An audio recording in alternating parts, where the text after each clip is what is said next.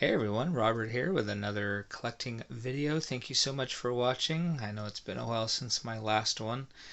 If you haven't done so, please subscribe. Check out my other collecting videos. And thank you again for coming back with me.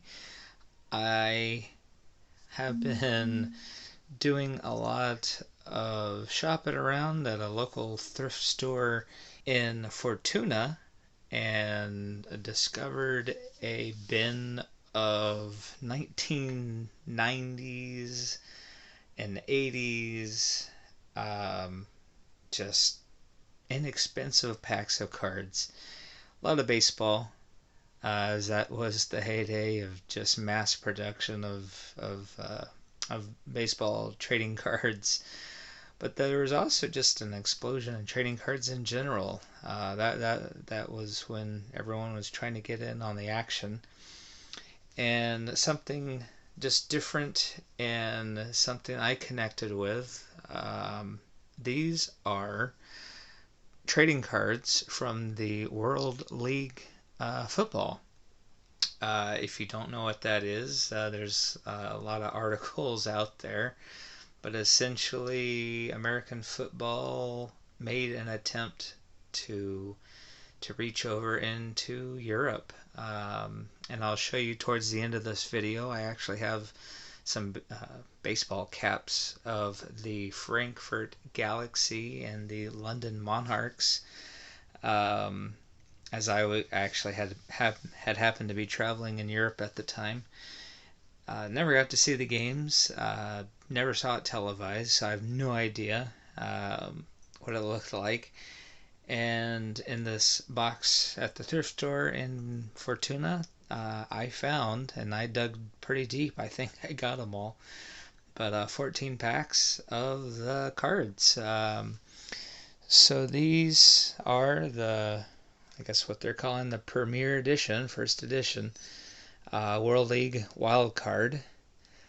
World League Football, and Wild Card is, I'm imagining, is the producer, the publisher, manufactured exclusively by AAA Sports in Hamilton, Ohio, and then it's got this World League logo and a Wild Card logo. I guess we'll just check it out. I have no idea who the players were at the time. I'm familiar with two of the teams. I felt like there was one in Spain, probably one in France. So again, this was an attempt to get American football out to the rest of the world. And what I'll do here is I'll open the pack. We'll take a look.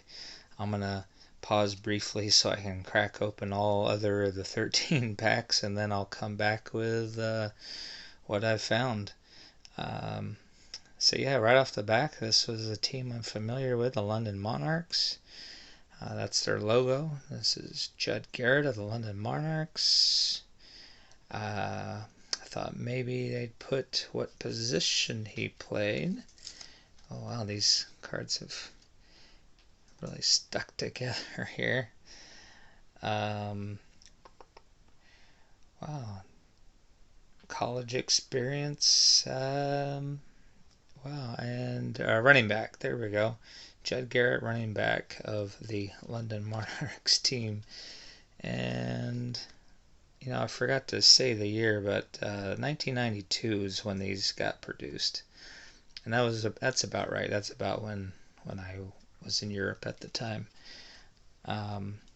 touring. So yeah, I don't think there's any damage to the cards. It's just that it's kind of this semi-gloss finish. And after so many decades, kind of has stuck together. Not seeing any tearing of the cards as I'm peeling them apart. You can probably kind of hear the sound. Let's see if I can just kind of gently get these open. And again, I'm going to have to do this all off camera to go through the rest of the packs, but then I'll come back and kind of show you what I found and my impressions here. And okay, so something I didn't realize, but this was a joint pan-Atlantic venture. So here's the San Antonio Riders, the Sacramento Surge in California, the Orlando Thunder. Here's the other European-based team, the Frankfurt Galaxy. I knew there was a team in Spain. There's the Barcelona Dragons, another Sacramento Surge. The World Bowl champs. The first winners were the London Monarchs beating the Barcelona Dragons 21-0. June 9th, 1991 in Wembley. Famous Wembley Stadium in London. So there you have it. That was the first championship game. And also, when I come back, I'll have a little more information. But again, there's a lot of articles about the league itself. In fact, NFL tried again with NFL Europe. And even though there's interest, there's not a whole lot of interest in American football. Ohio Glory. There's the London Monarchs, another Ohio Glory. Oh boy. The Sacramento Surge, and Ohio Glory. Alright, so I'm going to crack open the rest, and I'll be back and show you what I have found. So I ripped through all 14 packs, and surprisingly, I almost have a full set. So a little disappointed now that I couldn't have found more in the discount bin at the thrift store. Next time I head out there, I'll dig one more time just to make sure. But man, I almost have a full set here. I think it's supposed to be a set of 150 cards, and I'm short of 30. So pretty good find here. And again, something I remember, and I'm so glad I got these because it really got me to research about the league, the World League. So again, these cards came out in 1992. The World League in this version only lasted for 2 years. They had their opening season 91, of which the 92 cards were based off of, and then they were open again for 1992. And then they went defunct. There was not much interest in the United States to have the teams, and I'm gonna go into a little more detail of what that's all about, because that was something I did not remember at all. I actually only remembered the teams in Europe, but it was supposed to have been a transatlantic league. Teams in the United States. There's actually a team up in Canada, and then a couple of teams in Europe. But I'm sure, as you can imagine, it didn't hold any interest in the United States. Why have a second football league when the NFL is doing great? That's where all the great players are.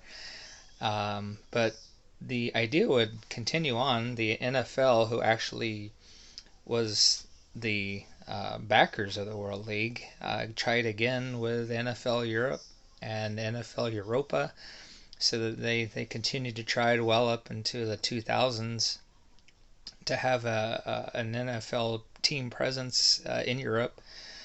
Never worked out. I guess the NFL's goal now is just to host NFL games in Europe and not actually have teams. But I digress. Really interesting. Lots of great articles and YouTube videos. Go check them out. So anyway, while I'm here, back to the cards. Card number 1. This was the World Bowl Championship card. The London Monarchs won 21-0 versus the Barcelona Dragons. So really interesting. The first championship game were from teams in Europe, not any of the plentiful teams here in the United States. And it was held June 9th in 1991 in famous Wembley Stadium, famous soccer stadium there in London. So the sets divided into the teams. So we'll start with team. This is the team up in Canada. This is the Montreal Machine with the M. And then, interestingly enough, I'm from Texas. I didn't realize this, but there's the San Antonio Riders, the Texas Lone Star emblem with a cowboy. But San Antonio had a team. I found out San Antonio Riders tried to continue on in the Canadian Football League for a short time. Ohio Glory. That was a quick name change. They were Raleigh, South Carolina, then changed to Ohio after a year. Ohio Glory. Now I'm in California. Had no idea. Sacramento Surge. Sacramento had a team. They later moved to Texas, tried to be a second incarnation of the San Antonio Riders in the Canadian Football League, and in both instances they did not do well and fell out. Orlando Thunder. I love this neon 90s bright green orange jersey. I'm sure a lot of you are going to hate it, but I think it's really cool and interesting. New York, New Jersey had a joint team called the Knights. That's a great name. Here's the team I'm familiar with in Europe.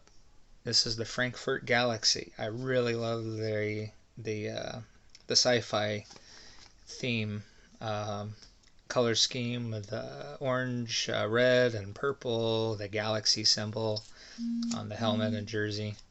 That has always and continues to be my favorite. Another U.S. team. This is Birmingham Fire. This is the other team I remember. This is the London Monarchs. This is the first championship winner from the previous year. And oddly enough, some of the set starts to break up, and I don't know if this was team trades later on and they just changed the card. Not sure what that's about. Next is the Barcelona Dragons, which I now seeing it for the first time. Really cool, interesting logo. Actually, it's reminiscent of like a Chinese dragon, but really cool. So yeah, Barcelona, Spain. And then towards the end of the set, again, it kind of gets mixed up, and I'm, again, just guessing that it's team trades or players that joined in between the two seasons, and they had time to create a card and get them in. Which leads us to the limited edition cards. Wild card, there was some, I'm not sure exactly what was going on, but there's some motif along the side on all the basic cards. 5, 10, 20, 50, 100, and 1,000. And there seemed to be some gimmick where you could find these special, and I don't know if you can tell, that these are specially printed. So the wild card emblem is actually in green foil. There's some green foil, I don't know, like a postage mark symbol here on the side, also in green foil. And then a banner, number 10, got number 10, and a hologram foil emblem as well. And nearest I could tell on the back of the package, there's something where you get this number, you can actually send it back to the company or redeem it for 10 cards, 10 of the same player. I'm not exactly sure. I love the way they look as they are, and if it were me at the time, I would have kept them. I love how they look. I don't think there's anything on the back per se, but another look like a limited card series were these NFL players. This is Class Back Attack. Not sure what's going on here. I didn't see any instructions. I don't know if it's a game or whatnot. But Team NFL, and this was special card SP number 3. and I guess it was a way to, for the NFL to continue advertising the main league, the NFL, through um, great players at the time. Emmitt Smith, obviously from the Dallas Cowboys. And then this is what the package looked like. Um, so yeah, kind of basic background. Looking at the player stats, a lot of these players came from um, college football backgrounds. Um, Maybe once in a while, someone with an NFL season under their belt, and not sure. They guess they took the gamble to join a brand new league and see how it played out. Unfortunately, it didn't work out well. Hopefully, some of these players ended up going back to the NFL. I had the opportunity to continue playing in a professional league. Um, but yeah, for others, this might have been their only shot. Maybe players who never would have fit in the NFL, but at least they were given the shot to play professionally and maybe get some international travel out of it. That would have been cool. So before I wrap up this video, I just got one more thing to share about World League, and here we go. So like I mentioned, I was actually in Europe when the World League started. I was in London, and from my recollection, I think there was actually a team store that we wandered into. I don't have it anymore. I actually do remember getting a t-shirt. Probably, I guess it got too small. Unfortunately, gave it away. I don't know what I'm thinking. But I did keep the ball cap because it still fits. It still looks great. But yeah, London Monarchs. Their emblem with the crown, London Monarchs. There's a little gold cross there as well. And I guess it wasn't on this one. Here's my other one. Again, this has always been my favorite. The color scheme and space theme have always grabbed me. I thought it was just so clever and inventive. But yeah, this cap actually has the World League emblem on the side. And I guess that was the manufacturer of the cap. And yeah, World League tab on the inside as well. That's my crown jewel. I never had a t-shirt for Frankfurt Galaxy, but I always loved the cap. I wore it a lot growing up, and obviously it's still in my hat collection. Well, that's my reminisce of the World League. I'm so glad I found these cards. These are just great. Something I didn't remember, especially all the other teams in the United States side and Canada. I just thought it was in Europe. And yeah, hopefully NFL will continue. There's always interest in American football overseas, and I'm sure having traveling games from time to time will continue that interest. But really cool that they at least gave it a shot, and I'm sure it's such an adventure for all these players who tried it out back then. Well, thanks for watching as always, and stay tuned for my next video.